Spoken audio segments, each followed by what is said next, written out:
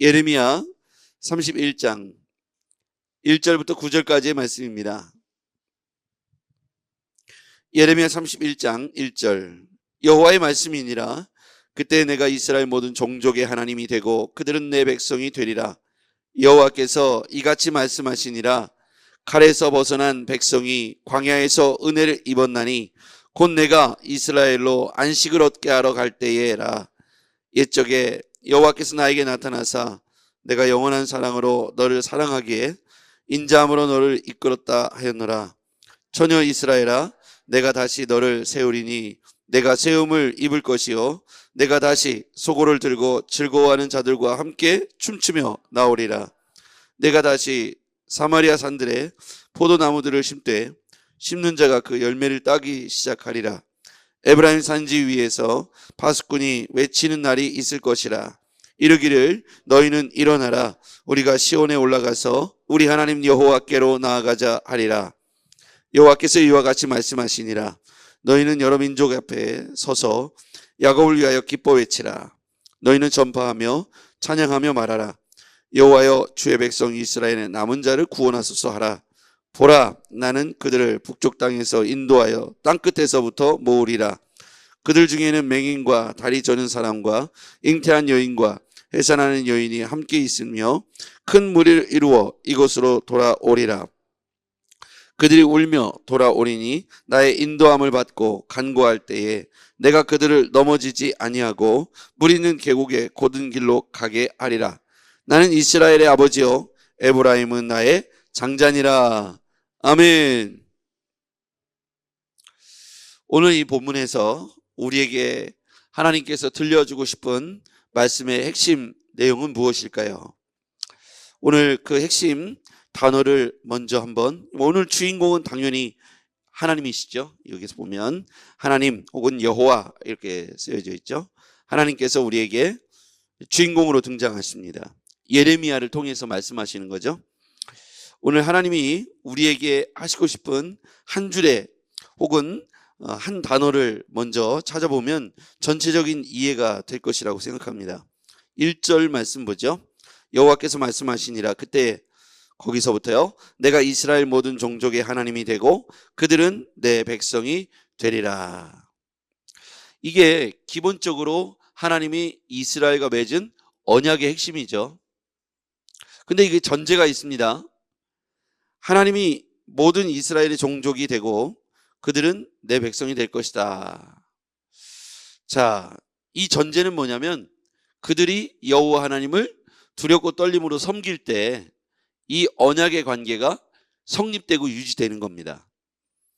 하나님을 떠나면 이 언약은 파기되는 거죠. 근데 지금 예레미야 시대에 남유다와 북이스라엘로 이렇게 갈라지고 이 범죄하고 이들이 하나님으로부터 바벨론의 포로가 된 이 역사적 사건은 그들이 우상숭배에 빠져서 남유다와 북이스라엘로 갈라져서 바벨론의 포로로 끌려가 70년 동안 고초를 겪은 그 모든 일들은 이 관계가 깨졌기 때문입니다. 이 관계는 그들이 스스로 하나님과 멀어졌기 때문이죠. 멀어진 이유는 우상숭배 죄에 빠졌기 때문입니다. 그래서 다시 돌아오라. 여호와 하나님과의 관계를, 다시 멀어졌던 관계를 가까이 회복하자. 70년이 지나서 그들을 회복시키시는 그 뜻을 우리에게 보여주고 있습니다. 2절 말씀 볼게요. 여호와께서 이같이 말씀하시니라. 또 말씀하시는 거예요. 칼에서 벗어난 백성이 광야에서 은혜를 입었나니. 여기서 보면 핵심 단어는 칼이죠. 그리고 은혜. 칼은 뭡니까? 징계를 말하고 은혜, 광야에서 은혜. 은혜는 하나님이 주시는 회복을 말하겠죠. 자, 여러분, 칼이 있었던 이유는 아까 심판이죠. 징계와 심판을 말하는 거죠. 그런데 광야에서 은혜를 입었다. 여러분, 광야는 어떤 곳입니까? 은혜가 없는 곳입니다. 복이 없고 축복이 없는 곳이 광야예요. 근데 하나님이 그들과 다시 관계가 회복되면 광야에서 은혜를 입는 거예요. 원래 광야는 힘들고 고통스러운 땅이 광야입니다. 광야에 가보면 진짜 아무것도 없고 먹을 것도 없고 마실 물도 없고 잠자고 쉴 만한 공간도 없습니다. 떼약볕에 노출돼 있고, 지금 우리나라처럼 수풀이 있어서 큰 나무가 있어서 그늘이 있는 곳도 아닙니다. 그냥 허허벌판에 돌짝밭이에요. 정말 여기서 사람이 생명이 살 수 있을까? 근데 거기에 맞춰진 생물이 또 나무가 있긴 하더라고요. 그런 게 올리브 나무입니다. 그러니까 그 땅에서는 뭐가 될 만한 농사가 없어요. 올리브 나무나 대추야자 정도가 자생하고 있는 것이죠. 관목도 높은 나무가 아니고 이렇게 낮아요. 물이 흐르는 계곡이 중간중간에 나오는데 몇 시간에 한 번 있을까 말까 합니다. 이렇게 굉장히 척박하고 고통스러운 땅이 광야이지요. 근데 광야에서 은혜를 입었다는 건 전제가 있어요. 그들이 하나님과 함께 왔을 때 광야에서 은혜를 입게 되는 것이죠. 아무리 광야라도 하나님과 가까워지고 관계가 회복되어지면 이 광야가 은혜의 땅으로 바뀌어지게 되는 것입니다.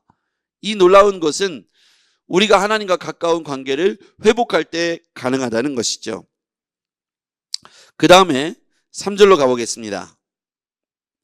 옛적에 여호와께서 나에게 나타나사 내가 영원한 사랑으로 너를 사랑하기에 인자함으로 너를 이끌었다 하였노라. 영원한 사랑, 동그라미 해볼까요? 영원한 사랑. 하나님이 70년을 바벨론 포로기를 거치게 했지만 하나님의 본 마음은 영원한 사랑입니다. 이 영원한 사랑이 성경의 다른 단어로 또 하나 함께 나오는데요. 맨 마지막에 읽었던 9절 말씀 하반절에 나는 이스라엘의 아버지요 에브라임은 나의 장자니라. 나는 이스라엘의 아버지. 거기도 동그라미 해보죠. 자, 영원한 사랑. 아까 읽었죠. 3절에 보면 내가 영원한 사랑으로 너를 사랑하기에 인자함으로 너를 이끌었다. 영원한 사랑과 인자함. 영원한 사랑과 인자함. 그것은 9절에 이스라엘의 아버지로 표현하고 있어요. 이스라엘의 아버지는 하나님이시죠. 여기 그 뒤에 나오면 9절 하반절에 나는 이스라엘의 아버지 에브라임은 나의 장자. 에브라임은 뭐를 상징하냐면 북이스라엘의 한 지파, 대표 지파를 말하는데요. 북이스라엘의 대표 지파였던 에브라임 지파를 장자라고 표현했던 표현은 북이스라엘 전체를 의미하는 것이죠. 그래서 하나님은 남유다뿐만 아니라 북이스라엘도 회복시켜 주실 것이다. 그 회복시켜 주실 것이다. 왜요? 하나님은 영원한 사랑을 갖고 계시고 인자함을 갖고 계신 이스라엘의 아버지이기 때문입니다. 그 하나님이 오늘 예레미야를 통해서 회복을 말씀하시는 거예요. 자, 여러분 이제 한번 저를 보시죠. 아버지가 있어요. 여러분에게도 누군가의 딸이고 아들이겠죠. 아버지가 계셨을 거 아닙니까? 추억을 떠올려 보자고요. 아버지는 어떤 분입니까? 어렸을 때요. 우리가 뭐 사고치고 말 안 들을 때 아버지보다 어렸을 때 어떤 아버지였죠? 아버지는 다 똑같은 것 같아요. 아기들을 이뻐하고 자녀들을 이뻐하고, 예, 아버지가 자녀를 때로 훈계도 하고 회초리를 들기도 하지만 기본적으로 아버지는 자녀를 낳아놓고 인자함과 영원한 사랑을 갖고 계셨다는 거예요. 물론 힘들고 어려울 때 다른 모습의 아버지도 있겠지만 아버지는 기본적으로 우리에게 등장한 아버지는 속정을 갖고 계시고, 속정이죠. 그리고 그 사랑을 여러 방식으로 표현해 주셨죠.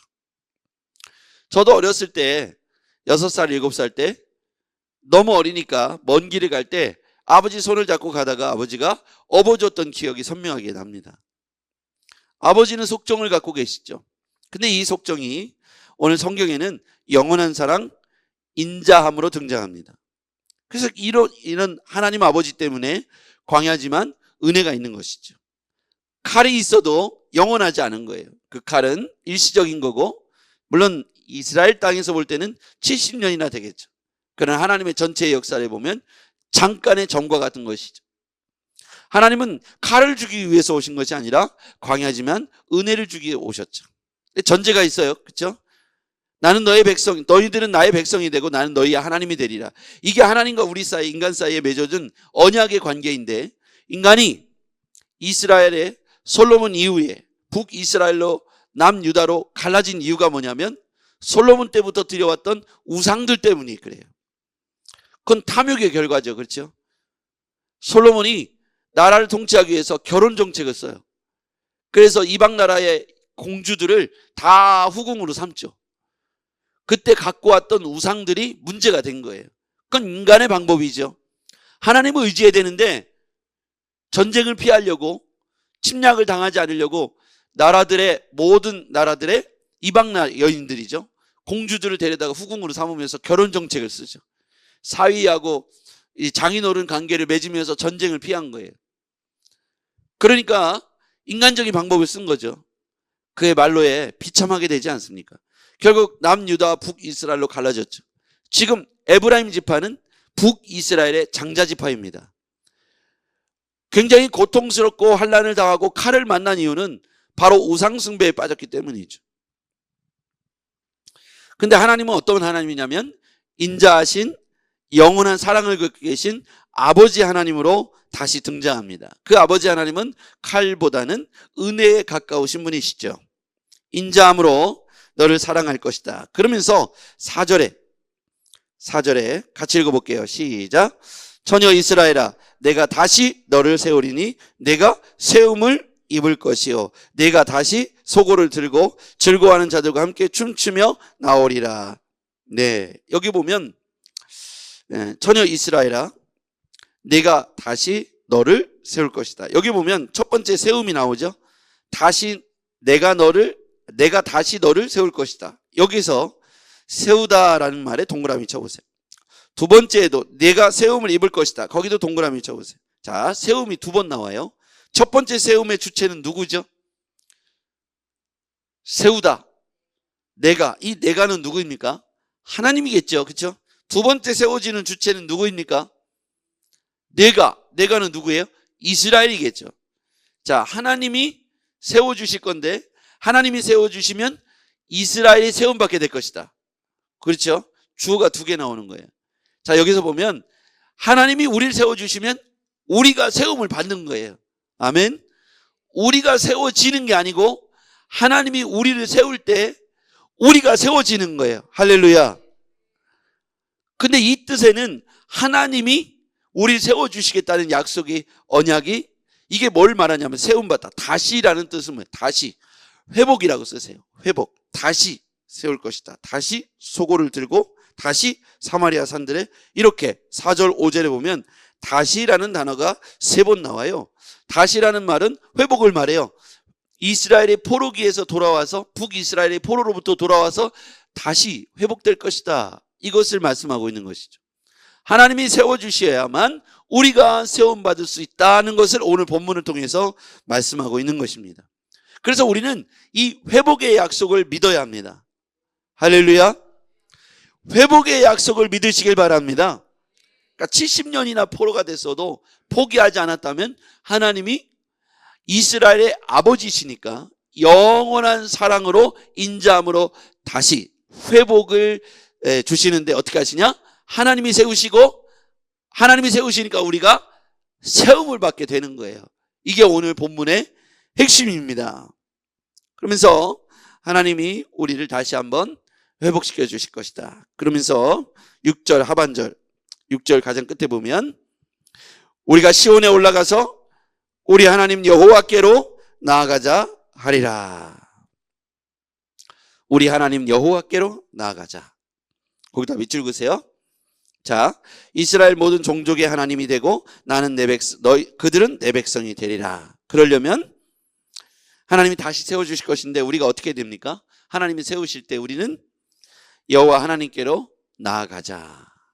멀어졌던 하나님과 우리 사이의 관계를 다시 회복해야 합니다. 가까이 가야 합니다. 그래야 하나님이 그들을 다시 세워주시는 거죠. 여러분의 가정이 다시 세움받기를 주의 이름으로 축복합니다. 여러분의 자녀들이 다시 세움받기를 주의 이름으로 축복합니다. 여러분의 가문과 직장과 우리의 교회가 다시 세워지기를 주의 이름으로 축복합니다. 그러려면 여호와께로 다시 나아가자. 우리 하나님 여호와께로 나아가자. 따라하겠습니다. 우리 하나님 여호와께로 나아가자. 할렐루야. 그분은 우리의 아버지가 되십니다. 전능하신 하나님은 우리 아버지가 되십니다. 그 아버지는 칼에서 벗어나 광야에서 은혜를 얻게 하실 겁니다. 우리 하나님께로 다시 돌아가십시다. 우리 하나님께로 나아가면 하나님이 우리를 다시 회복시키시고 다시 세우시며 다시 우리는 세워지게 될 것입니다. 이것이 희망이요 소망인 줄 믿습니다. 기도하겠습니다. 전능하신 아버지 하나님 감사합니다. 하나님은 남유다와 북이스라엘을 다시 회복시켜 주시는 줄 믿습니다. 그와 같이 오늘 우리의 삶에도 하나님이 다시 회복의 역사를 주실 줄 믿습니다. 무너진 우리 예배가 우리의 가정 안에서 회복되게 도와주시고 무너진 은혜가 다시 우리의 가문과 우리의 직장과 사업장에서 일어나게 도와주시옵소서. 오늘은 우리 청년들이 돌아오는 날입니다. 하나님, 이 아이들의 마음속에 뜨거운 은혜와 열망들이 더욱 날마다 뭉글뭉글 피어오르게 도와주시고 이 감동과 은혜들이 사라지지 아니하며 날마다 더 풍성하고 한 학기, 한 주간 또 저 아이들이 살아갈 때 하나님 그것이 생명의 양식과 능력이 되도록 은혜를 베풀어 주시옵소서. 이제 청소년들이 은혜 받기 원합니다. 이제 어린이들이 은혜 받기 원합니다. 동일한 은혜로 함께하여 주시옵소서. 오늘을 살아갈 우리 사랑하는 청주 상록교회 모든 지체들에게 온오프라인으로 이 시간에 함께하고 있는 모든 성도들에게 그리고 이곳에 함께하지 못하지만 기도하기 원하고 회복을 열망하는 우리 성도들에게 하나님의 은혜가 이 시간에 부어지게 하여 주시옵소서. 회복의 역사로 다시 세워 주시옵소서. 예수님의 이름으로 기도했습니다. 아멘.